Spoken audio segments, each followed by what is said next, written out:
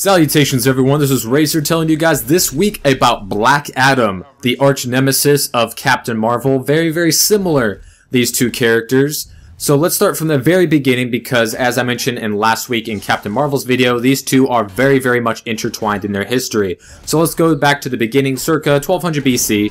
Shazam, as I mentioned, is the high priest to the pharaoh Ramesses II of Egypt. He's this very powerful wizard, and he's growing old, so he wants to see a champion worthy to inherit his powers. He sees the young prince Teth Adam of Kondak, Ramesses' son, and is impressed by his fairness and decency and thinks that he is going to be the predecessor to his powers. However, Black Adam's daughter Blaze makes a deal with the god Set to have her father Black Adam inherit powers instead of from the wizard. Now when Teth Adam speaks the name Shazam, instead of gaining the wizard's powers like Captain Marvel, who gets the powers as an acronym from 6 Greek figures, Black Adam gets them from 6 Egyptian gods: Shu, Heru, Amon, Zehutai, Aton, and Mehen. Shazam, once again an acronym just like Captain Marvel, except with Egyptian gods, not Greek. Now, although Adam speaks the name Shazam, his power is not from the wizard, but from a different set altogether. Now, Teth Adam serves in Egypt for many years. His duty drew him away from his home country of Kondak, and a mad priest comes along named Acton, ravages Kondak, kills Black Adam's entire family, and he can't be stopped. Black Adam can't stop him. Everyone's killed, and all he can really do is bury his family and just keep on going.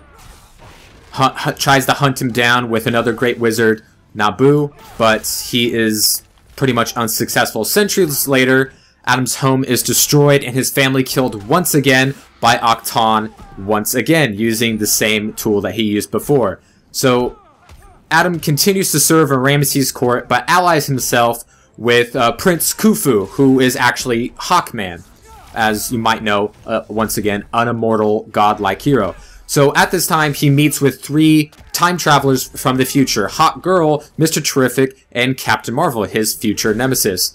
Now, he's relieved that these heroes are here to help him stop, and he, with the help of his friend Wizard Nabu again, Adam is able to capture Acton and kills him for retribution of murdering Adam's family and ravaging his home country.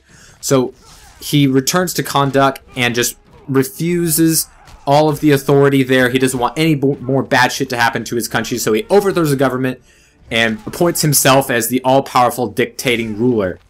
Now the wizard Shazam became aware of these events and, thinking that Adam had been corrupted by his daughter Blaze, unleashes a powerful spell. He traps Adam's soul and his powers within a powerful scarab and renders Adam's, very long-living body to, which is several hundred years now, to just a withered corpse. No powers, he's gone. Shazam took care of that problem.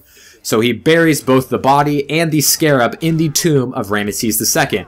Go to the modern day era where Billy Batson's parents come in, as I mentioned last week. His parents come in to Ramesses II's tomb, and Teth Adam's descendant Theo murders the Bastons and finds the scarab, which grants him the powers of Black Adam. So, as we know, Shazam the Wizard grants Billy Batson the powers of Shazam, becomes Captain Marvel. Theo speaks the name Shazam and becomes possessed by the power of the ancient evil Black Adam. Black Adam and Shazam fight. Black Adam loses and is made temporarily mute by Shazam, cuts his vocal cords, and he can no longer speak the powerful words to make himself, this evil dictator anymore. This, however, heals, and Black Adam says that I'm on the uppity up now, tries to join the Justice Society of America, claiming that he's rid himself of Theo Adam's evil influence. Untrusting of this, Captain Marvel joins the the Justice Society of America, only to keep an eye on him.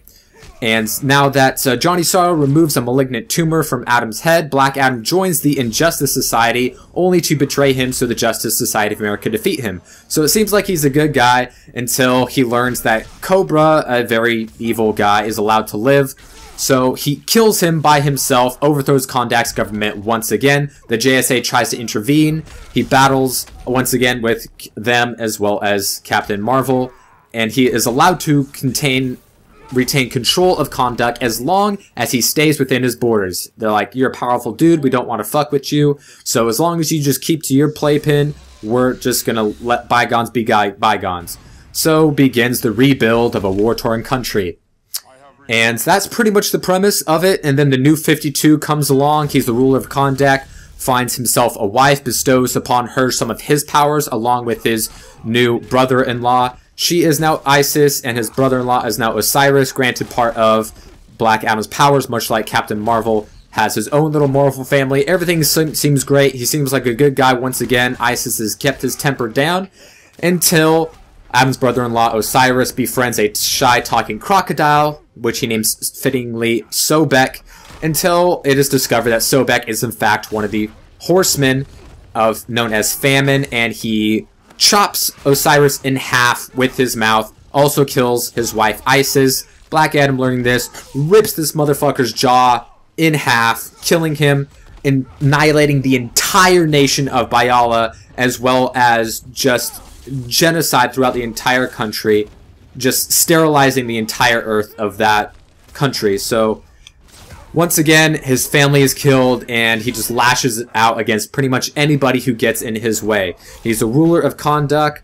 He is a badass to be reckoned with, and is pretty much the exact same as Captain Marvel. Has all the same powers, has the same weaknesses, and someone needs to keep him in check. Usually it's going to be Captain Marvel. Sometimes he has some help, but overall, he is a very, very powerful force that needs to be held in check in the Marvel Universe. He is a badass, will literally rip people in half if they get in his way, and not a guy you want to be on his bad side. So that is Black Adam in a nutshell. Now that I've gone over a very important dictator from a fictional country, let's go over the most popular superhero in television right now, Green Arrow, for next week.